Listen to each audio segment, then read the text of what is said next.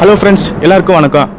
உங்க எல்லாருக்குமே தெரியும், சூரியனின் புத்திரனான கர்ணன் அங்க தேசத்து அரசன் என்று அழைக்கப்படுவார் அப்படின்னு சொல்லி. அப்படிப்பட்ட அந்த அங்கங்கிற தேசத்துக்கு கர்ணன் எப்படி அரசன் ஆனாரு அப்படிங்கிற கதை உங்களுக்கு தெரியுமா நண்பர்களே?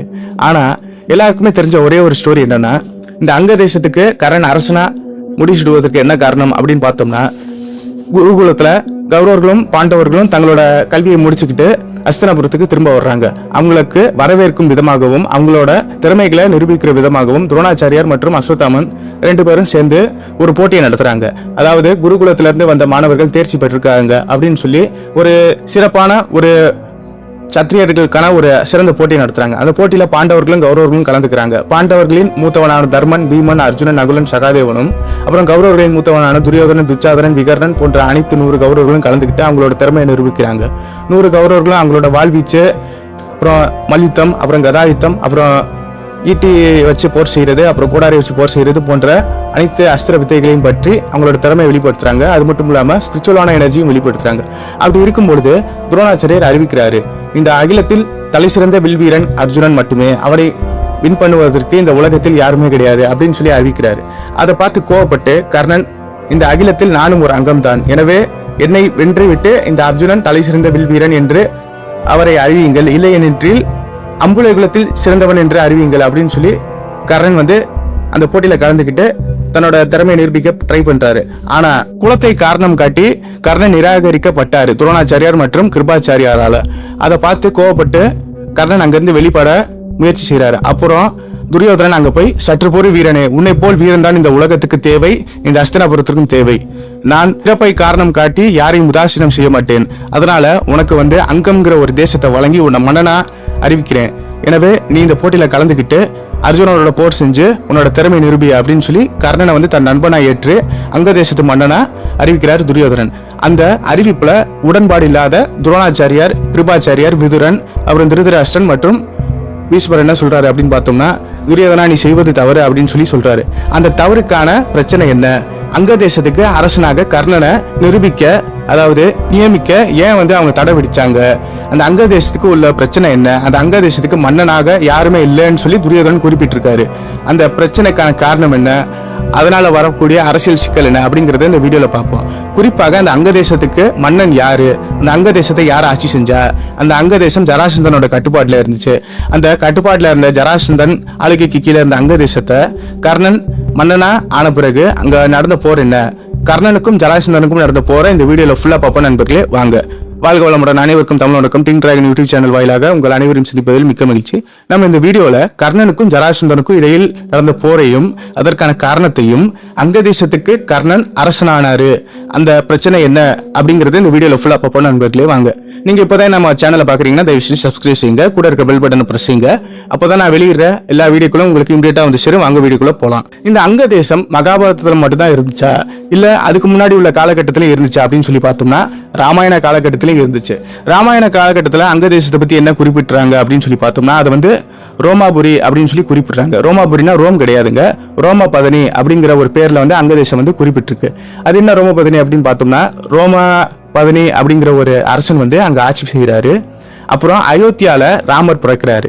ராமரோட ஒரு சகோதரியான சாந்தா அங்க பிறக்கிறாங்க. அவங்களதான் அந்த ரோமபதனிங்கிற அரசன் தத்தெடுத்து தன்னோட மகளா வளர்க்குறாரு. ஏன்னா அங்க சில அரசியல் சிக்கல் இருக்கிறதுனால. அதனால அங்க தேசம் ராமாயண காலத்துல இருந்து இருந்துச்சு. அதுக்கப்புறம் அந்த ரோமபதனிங்கிற அரசனுக்கு அப்புறம் நிறைய அரசர்கள் ஆட்சி பண்றாங்க ராமாயண காலகட்டத்துல. அதுக்கப்புறம் பல பேர் கைமாறி அங்கங்கிற ஒரு அரசனால அந்த தேசம் கண்டெடுத்து நடத்தப்படுது. அந்த அங்கங்கிற தேசத்தை யார் ஆட்சி செய்யறா அப்படின்னு பார்த்தோம்னா, அந்த அங்கங்கிற அரசன் தான் ஆட்சி செய்யறாரு. அதனாலதான் அந்த தேசத்துக்கு அங்க தேசம் அப்படின்னு சொல்லி பேர் வந்திருக்கு. அந்த அங்க தேசத்துக்கு உள்ள சிறப்பு என்ன அப்படின்னு சொல்லி பார்த்தோம்னா, உங்க எல்லாருக்குமே தெரியும், நார்த் இந்தியால கங்கை, யமுனை, அப்புறம் நிறைய நதிகள் ஓடுது. அப்படிப்பட்ட அந்த கங்கை நதி, செழிப்பாக இருக்கிற அந்த கங்கை நதியின் ஒரு கிளை நதி தான் இந்த சாந்தி அப்படிங்கிற ஒரு நதி. அந்த நதியை சாந்தி நதி அப்படின்னு சொல்லுவாங்க, சில பேர் சம்பா நதின்னு சொல்லுவாங்க. ஆனா அங்க ஃபுல்லா குறிப்பிட்டிருக்கிறது என்னன்னா, அது சாம்பா நதி அப்படின்னு தான் சொல்லி குறிப்பிட்டிருக்காங்க. அப்படி அந்த சாம்பா நதி கங்கை கரத்தின் வடக்கு எல்லையில இருக்கிற ஒரு கிளை நதியா ஓடுது. அந்த அங்க தேசத்துக்கும் மகர தேசத்துக்கும் ஒரு பார்டரா தான் இந்த சாம்பா நதி விளங்குது. அப்படி இருக்கும்பொழுது அந்த சாம்பா நதியின் செல்வ செழிப்பால உங்க எல்லாருக்குமே தெரியும், ரிவேல் வேலி இருந்துச்சுன்னா அது வந்து டெல்டா பகுதியா இருக்கும். டெல்டா பகுதியா இருந்தா அங்க விவசாயம் செழிக்கும். விவசாயம் செழிச்சா அங்க இருக்கிற மக்கள் ஃபுல்லா நல்லா வாழ்வாங்க. மீன்பிடி தொழில், அப்புறம் விவசாயம், அது மட்டும் இல்லாம இம்போர்ட் எக்ஸ்போர்ட்னு எல்லாமே நடந்துகிட்டு இருக்கும். அப்படி இருக்கும்போது அந்த அங்க தேசம் ஒரு சிறிய அரசனிடம் இருப்பதா, அதை வந்து நம்ம எப்படியாச்சும் கைப்பற்றணும் அப்படின்னு நினைச்சுக்கிட்டு ஜராசந்தனுக்கு முன்னாடி ஆட்சி செஞ்ச பிரகதத்தை வந்து பெருந்தன்மையா அதை விட்டுருந்தாரு. ஆனா எப்ப வந்து பிரகதத்திற்கு அப்புறம் ஜராசந்தன் வந்து முடிச்சுட்டாரோ அப்போதான் பிரச்சனை ஆரம்பிச்சு. இந்த அங்க தேசத்தை வந்து நம்ம எப்படியாச்சும் கைப்பற்றணும், குறிப்பா அந்த சாம்பா நதியை வந்து நம்ம எப்படியாச்சும் கைப்பற்றணும். அப்படி கைப்பற்றுட்டா பல செல்வ செழிப்புகள் மிக்க இந்த அங்க தேசம் நம்மளுக்கே சொந்தமாயிரும் அப்படின்னு சொல்லி நினைச்சுக்கிட்டு அந்த அங்கங்கிற அரசனை வந்து சிறைப்பிடித்து அவனை வந்து வதம் செய்யணும் அப்படின்னு சொல்லி நினைச்சுக்கிட்டு அவனை வந்து தன்னோட ஆளுகைக்கு கீழே கொண்டு வந்துட்டு அந்த அங்க தேசத்தை வந்து மகத தேசத்தோட இணைச்சு ஒரு பெரிய ராஜ்யமா அவர் வந்து உருவெடுத்துட்டு பெரிய ஒரு சக்கரவர்த்தியா வாழ்றாரு.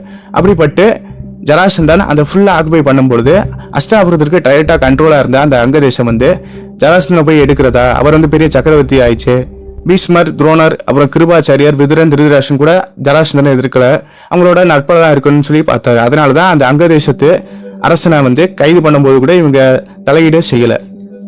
அப்படி இருக்கும் பொழுது கர்ணனை வந்து அங்க தேசத்தை அரசனா வந்து துரியோதனன் முடிச்சு விட்டாரு. இதனால உடன்பாடு இல்லாத இந்த பெரியவர்கள் எல்லாரும் துரியோதனனை செய்வது தவறுன்னு சொல்லி குறிப்பிடுறாங்க. ஆனா கர்ணன் எந்த விஷயத்திலையும் தலையிடாம அமைதியா இருந்த அந்த அங்க தேசத்துக்கு மக்களுக்கு சிறப்பா எல்லா விஷயங்களையும் செஞ்சு ஒரு சிறந்த நிர்வாகத்தை செயல்படுத்திட்டு வந்துட்டு இருக்காரு. அப்படி இருக்கும்பொழுது இந்த ஜராசந்தன் எப்படியாச்சும் வின் பண்ணணும், இவர் வேணா அவ்வளவு பெரிய ஆளா, நம்ம வீரத்துக்கு ஒரு இலக்காயிற்று அப்படின்னு சொல்லி நினைச்சுக்கிட்டு தவங்க எடுக்கிறாரு கர்ணன். ஏன் அப்படின்னு பார்த்தோம்னா அந்த அங்க தேசத்தை எப்படியாச்சும் நம்ம ஃபுல் கண்ட்ரோல்ல எடுக்கணும், ஜராசந்தனை எப்படியாச்சும் வீழ்த்தணும்னு சொல்லி சான்ஸ் தேடிட்டு இருக்காரு. ஆனா இப்போ வந்து நம்ம டைரக்டா போய் சண்டை போட்டோம்னா துரியோதனனுக்கு தான் கெட்ட பேரு. இப்படி கர்ணனை வந்து அவசரப்பட்டு உட்கார வச்சு விட்டோமே அப்படிங்கிற நினைப்பு துரியோதனை வந்து நிம்மதியா இருக்க விடாது அப்படின்னு சொல்லி பொறுமையா இருக்கிறாரு. ஒரு பெரிய சான்ஸுக்காக அவர் வெயிட் பண்றாரு. இந்த சான்ஸ்ல தான் பானுமதிக்கும் துரியோதனனுக்கும் திருமணம் நடக்க இருந்துச்சு. அப்போ சுயம்பரத்துல எல்லா அரசர்களும் கலந்துக்கிறாங்க. ஆனா பானுமதிக்கும் துரியோதனனுக்கும் மேட் ஃபார் ஈச் அதர் அப்படிங்கிற ஒரு பந்தத்தினால அவர் வந்து அந்த பானுமதியை வந்து கடத்திட்டு போயிடுறாரு. அப்போ துரியோதனன் பானுமதியை கடத்தும் போது பானுமதி அவங்க கூட வந்துடுறாங்க. ஏன்னா துரியோதனனை பிடிச்சி போயிருது, அவங்க லவ் பண்றாங்க. அதனாலதான் அப்படி இருக்கும்போது துரியோதனன் பானுமதியோட சுயம்பரத்துல பல்வேறு நாட்டு மன்னர்கள் கலந்துக்கிறாங்க. குறிப்பாக சல்லியன், ஜராசந்தன், அப்புறம் பிருகதத்தன் போன்ற பெரும் அரசர்களும் கலந்துக்கிறாங்க. அதுல வந்து இந்த மாதிரி ஒரு மனப்பொண்ணை வந்து சுயம்பரத்துல இருந்து கடத்திட்டு போனா எல்லா நாட்டு மன்னர்களும் சண்டைக்கு வருவாங்கன்னு தெரிஞ்சு துரியோதனன் அதை கடத்திட்டு போறாரு. அப்படி போகும்பொழுது எல்லா மன்னர்கள் வந்து துரியோதனனை எதிர்த்து போர் பண்ண வர்றாங்க. அப்போ வந்து துரியோதனன் அஸ்தினாபுரத்திற்கு புறப்படு, நான் இவர்களை பாத்துக்கிறேன் அப்படின்னு சொல்லி அனுப்பிச்சு வைக்கிறாரு. அப்புறம் எல்லா அரசர்களையும் வின் பண்றாரு தன்னோட அஸ்திர வித்தியால, எல்லாரையும் நிலைக்குள்ள வைக்கிறாரு. இறுதியா ஜராசந்தன் மட்டும் நிக்கிறாரு. நீ அவ்வளவு பெரிய வீரனா, நீ துரியோதனனுக்கு ஹெல்ப் பண்றியா, நீ தைரியமான வீரனா இருந்தா என்னுடன் போர் செஞ்சு என்னை வெற்றி பெற்று பிறகு உன் திறமையை நிரூபித்து காட்டு அப்படின்னு சொல்லி அறைகோள் விடுக்கிறாரு. முதல்ல ஜராசந்தன் அறைகோள் விடுக்கிறதுக்கு முன்னாடி கர்ணனை தாக்க ஆரம்பிக்கிறாரு. ரெண்டு பேருக்கும் வில்வித்தையில சண்டை நடக்குது. இவர்களும் அஸ்திரங்கள் எரியிறாங்க, அவங்களும் அஸ்திரங்கள் எரியிறாங்க. கர்ணனுக்கும் ஜராசந்தனுக்கும் போர் உக்கிரமா நடந்து கொண்டு இருக்கிறது. ரெண்டு பேர்த்துல யார் வெற்றி பெறுவா அப்படிங்கிற சந்தேகம் எல்லாருக்குமே வந்துருச்சு. ஏன்னா அவ்வளவு உக்கிரமா போர் நடந்து கொண்டு இருக்கிறது. ராவணன் ராமருக்கும் இடையில் நடந்த போர் மாதிரியே இங்கேயும் கர்ணனுக்கும் ஜராசந்தனுக்கும் போர் நடக்குது. ஜராசந்தனோட அம்பு கர்ணனோட உடம்புக்கு ஃபுல்லா கிழிக்குது. இருந்தாலும் கவசம் இருக்கிறதுனால அதை ஃபுல்லா டேக்கிள் பண்றாரு. ஆனா கர்ணன் எய்த அம்பு ஃபுல்லா ஜராசந்தன் நிலைகுலைய வச்சிருச்சு. அப்புறம் வாள் வச்சு சண்டை போடுறாங்க, கோடாரி வச்சு சண்டை போடுறாங்க, ஈட்டி வச்சு சண்டை போடுறாங்க, கதையை வச்சு கூட சண்டை போடுறாங்க. எல்லா அஸ்திரமும் உடைஞ்சு போகுது. இறுதியா கர்ணனை வீழ்த்தவே முடியல. இவன் பெரிய வீரனா இருக்கானே, மார்ஷியல் ஆர்ட்ஸ்லயும் சரி எல்லாத்துலயும் சரி சிறந்த வீரனா இருக்கானே, இவனை எப்படியாச்சும் காலி பண்ணணும்னு சொல்லி நினைச்சிட்டு மல்யுத்தத்துல நம்ம தான் பெரிய ஆள் அப்படின்னு சொல்லி நினைச்சுக்கிட்டு, டேய் கர்ணா, நீ தைரியமான ஆண்மகனா இருந்தா, நீ உண்மையிலே ஒரு சத்திரியனாக இருந்தா, நீ சத்திரியன் கிடையாது சுதன் தான் அப்படின்னு சொல்லி குலத்தை சொல்லி இழிவுபடுத்துறாரு. என்னுடன் போருக்கு வா அப்படின்னு சொல்லி அறிகொள் விடுக்கிறாரு. கோவப்பட்ட கர்ணன் ஜராசந்தனோட போர் செய்கிறாரு. பீமனுக்கும் ஜராசந்தனுக்கும் 21 நாள் போர் நடந்துச்சு. ஆனா கர்ணனுக்கும் ஜராசந்தனுக்கும் 20 நிமிஷம் தான் போர் நடக்குது. அவ்வளவு உக்கிரமான சண்டையில ஜராசந்தனை பின்வாங்க வைக்கிறாரு.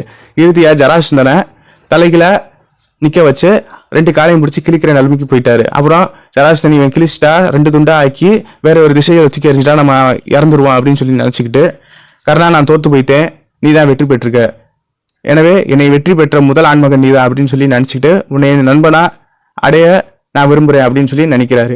அதனால கேட்டதை கொடுக்க கர்ணன் வந்து நட்பை மட்டும் என்ன இல்லைன்னு சொல்ல போறாரா, ஜராசந்தனோட நட்பா இருக்க ட்ரை பண்றாரு. நண்பனாவும் ஆயிட்டாரு. அதனால உனக்கு என்ன வரம் வேண்டும் கேள் கர்ணா அப்படின்னு சொல்லி ஜராசந்தன் கேட்கிறாரு. உன்னோட நட்பா இருந்ததே போதும் ஜராசந்தன் அவர்களே, அதனால எதுவுமே வேணாம், அங்க தேசம் எனக்கு டைரக்டா நீ கொடுத்தா போதும், அஸ்தினாபுரத்திற்கு அது வந்து ஒரு கிளை ராஜ்யமாக இருந்தால் போதும், துரியோதனனுக்கு நான் எப்பவுமே சேவகனாக இருந்தால் போதும் அப்படின்னு சொல்லி கேட்கிறாரு. அதனால இவ்வளோ பெருந்தன்மையாக இருக்கிற உனக்கு வந்து செல்வ செழிப்பாக இருக்கிற ஒரு மாலினி அப்படிங்கிற ஒரு அரசாட்சி கொண்ட ஒரு பெரும் ராஜ்யத்தை உனக்கு வழங்குறேன் அப்படின்னு சொல்லி அந்த மாலினிங்கிற ஒரு ராஜ்யத்தை வந்து கர்ணன் பேர்ல எழுதி வைக்கிறாரு ஜராசந்தன். அப்புறம் ஜராசந்தனும் கர்ணனும் நண்பர்கள் ஆயிட்டாங்க. அது மட்டும் இல்லாமல் சுயம்பரத்தில் பானுமதியை பிடிச்சி துரியோதனன் திருமணம் செஞ்சுக்கிட்டாரு. பானுமதிக்கும் இதுல உடன்பாடு இருக்கு. அதனால துரியோதனனுக்கும் பானுமதிக்கும் திருமணம் நடந்து முடியுது.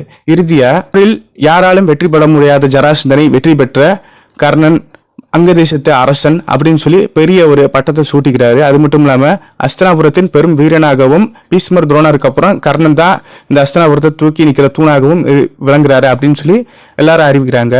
ஏன்னா கர்ணன் போர் செய்ய ஆரம்பிச்சிட்டாருன்னா வீழ்த்த முடியாது. அது மட்டும் இல்லாமல் சூரிய ஒளியில அவரோட உடம்புல இருக்கிற பலம் 1000 மடங்கா பெருகும். அதனாலதான் கர்ணனை வந்து அந்த காலை பொழுதுல வந்து வின் பண்ண முடியாது அப்படின்னு சொல்லி கிருஷ்ணன் தெரிஞ்சுக்கிறாரு. அதனாலதான் சூரியன் இருக்கும்பொழுது கர்ணனுக்கு தோல்வியில்லை என்று சொல்லி கிருஷ்ணனே ஒரு குறிப்பிடுதலை வந்து சொல்லியிருக்காரு.